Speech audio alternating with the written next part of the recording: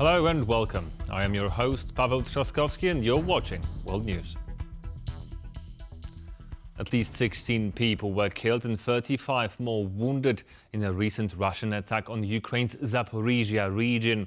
2 people were killed in attacks on the Dnipropetrovsk region, and 4 Russian drones also hit the Sumy region. Reports say that Moscow's forces targeted a correctional facility in the Zaporizhzhia region of Ukraine. The local governor took to Telegram, saying the facility's buildings were destroyed and that nearby private homes were also damaged in the attack. At least 2 people have been killed and 5 more injured in a Russian drone attack on Dnipropetrovsk region. 2 of the injured, including a pregnant woman, are in serious condition. 1 person was also reported wounded as Russian drones struck the Sumy region. The attack damaged local public infrastructure, cars and civilian residential buildings. Ukrainian President Volodymyr Zelensky has voiced his approval of US President Donald Trump's decision to shorten the deadline imposed on Moscow for a ceasefire. Under the new deadline, Russia has 10 to 12 days to agree to a ceasefire or face secondary sanctions that could hit their most important trading partners. We've heard a very significant statement from President Trump.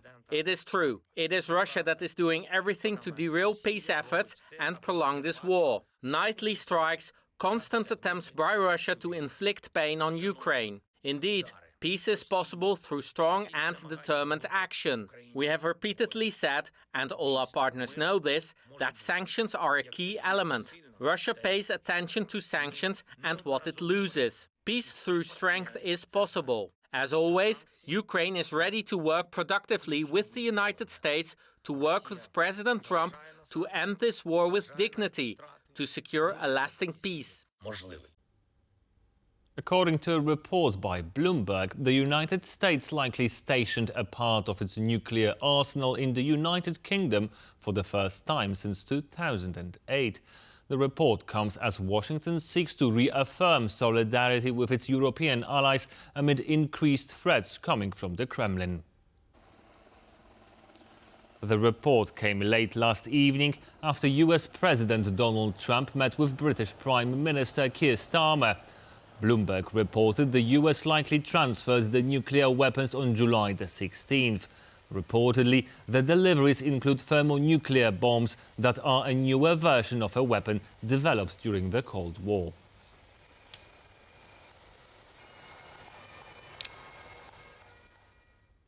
Polish law enforcement has apprehended a 27-year-old Colombian working on behalf of Russian intelligence services.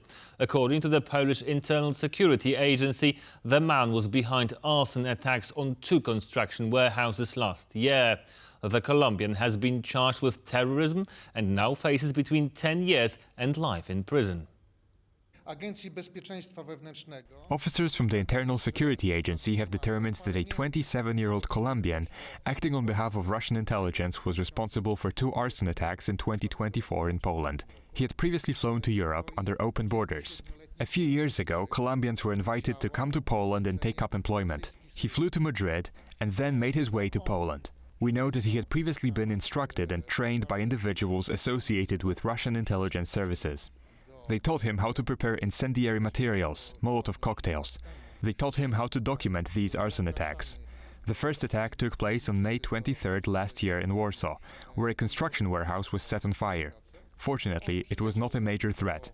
A week later, the man went to Radom and set fire to another construction warehouse, which he also documented and informed the Russian media, which published information about it. What's more, the Russian media then spread misinformation, saying that a logistics center with equipment for Ukraine had been set on fire. German Chancellor Friedrich Merz has said the agreed 15% tariffs on most EU goods will take its toll not only on Germany and Europe, but also on the United States. US President Donald Trump and European Commission President Ursula von der Leyen announced striking the trade agreement on Sunday. The tariff has been lowered by half in comparison to the initially threatened rate. We were prepared to possibly enter into another major conflict with the United States over trade policy. I am not satisfied with this outcome in the sense that it is now good, but I am simply saying that more was obviously not achievable given the starting position we had with the United States. In plain language, this means that the German economy will suffer considerable damage as a result of these tariffs, but I am quite sure that it will not be limited to Germany and Europe alone. We will also see the consequences of this trade policy in America. Not only will there be higher inflation, but it will also affect transatlantic trade as a whole. I am firmly convinced that these tariffs are not in the interest of the United States of America. This deal will mean that in Central Eastern Europe we will have less employment, higher prices and lower economic growth, said former Slovakian MEP Ivan Stefanec in a recent interview with TVP World while discussing the new EU-US trade deal. Stefanec went on to add that he hopes the agreement will be a wake-up call to focus more on internal competitiveness and reforms within the EU. The whole Central Eastern European region, particularly Slovakia and Czech Republic, they are export-oriented countries, small economies, heavily dependent on the export opportunities, and particularly automotive industry is the key industry. We have to understand that at the beginning of the year, there was only 2.5% tariffs on the automotive sector going from EU to the United States. Now, it will be 15%, so 6 times more.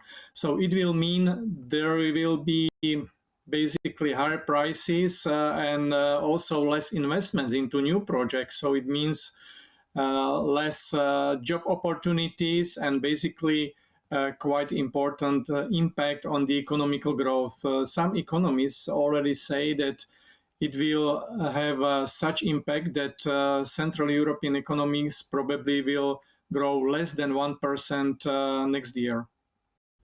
And while the negotiated baseline tariffs for EU goods imported into the United States is much higher than it was, economist Ian Beck points out it is far too early to judge the outcome. Talking to TVP World, he said the devil is in the details that are yet to be discussed and that it's impossible to assess what the outcomes will be. 15% tariffs is not that far away from what the EU imposes on the US for many products. So it's a degree of equilibration going on relative to what could have happened. But I think some of the critics have been very vocal in saying this is a bad deal for Europe in many respects. The trouble is we don't know all the details, and there are plenty of details that could make a big difference, be it in pharmaceuticals or alcohol products, where we don't yet know on the detailed tariff lines whether they're going to face particularly higher tariffs. Trump is capricious, and we know that he could change his mind when the detailed negotiations take place, or he could delegate it to others and then jump in at the last minute and say, no, I'm not accepting that because somebody in Ohio or Texas has said this is not satisfactory. Russia has opened a regular air link between Moscow and Pyongyang, a move that reflects the increasingly close ties between the two countries. According to the Russian Ministry of Transport, to accommodate the demand, planes will travel between the two capitals once per month.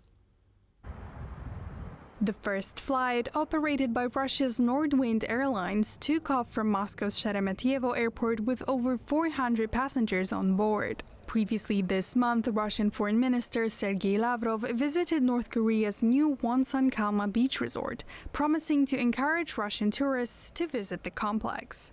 The resort, which can accommodate nearly 20,000 people, is at the center of Kim Jong-un's push to boost tourism in the country. Since the beginning of the year, North Korean authorities have been slowly easing curbs imposed during the coronavirus pandemic and reopening border crossings. Emergency services are continuing to monitor the flood situation across Poland after 2 days of torrential rain. Our reporter John Todd is in Czechowice-Dziedzice in the southern Silesia region and has more. I'm in Czechowice-Dziedzice, where you can see behind me some of the flood defences that were put in place. It's just one of hundreds of communities across the country that were put at risk after 2 days of intense torrential rain. By late Monday, the fire services across Poland had received something like 2,000 call-outs to flooded homes, businesses and streets and pavements inundated with water. We saw dramatic pictures on Monday of a bus flooded with water while in use. Now, around a third of those calls are made to this southern Silesia region where I am. But the rain and subsequent flooding affected northern, central and southwestern areas. Now, mindful of the flooding that happened in late September in the wake of Storm Boris, 2,000 regular soldiers were put on standby for deployment if necessary to support emergency services. Summer scout camps were also evacuated in order to prevent problems there. Yesterday, Poland's Interior Minister Marcin Kierwiński called a crisis management meeting. Now, the rain has abated here, much to the relief of local residents. But there are forecasts for further rain towards the end of the week. John Todd for TVP World. At least 3 people were killed and hundreds more evacuated as flash floods hit the northeastern regions of Romania. Rescue services were on site trying to manage the situation. Hundreds of firefighters, police, mountain rescuers and pilots were mobilized on Monday as severe rainstorms hit parts of the region. The 3 victims were reportedly elderly citizens. Hundreds of people were forced to leave their homes behind and seek shelter from the devastating floods. The water destroyed thousands of homes and badly damaged roads, bridges and local infrastructure. The water coming from the bursting river swept away hundreds of trees and cars.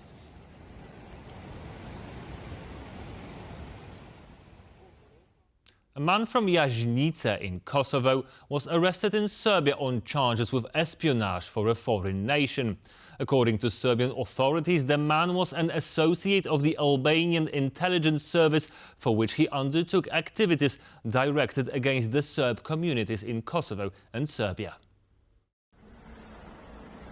Officials in Belgrade say the man was hired by the Albanian intelligence service through the Kosovo intelligence agency. He received money for his services, which also included collecting information on members of Serbian security services. According to prosecutors in Belgrade, the spy was gathering intelligence on influential figures of the Serb community in Kosovo and residences of Serbian state leadership.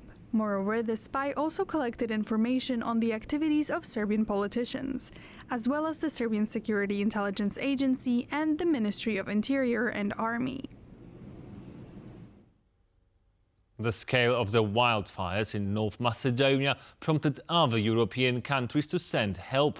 Slovenia and France proposed to provide the country with a total of 100 firefighters, special vehicles, and are considering sending humanitarian aid.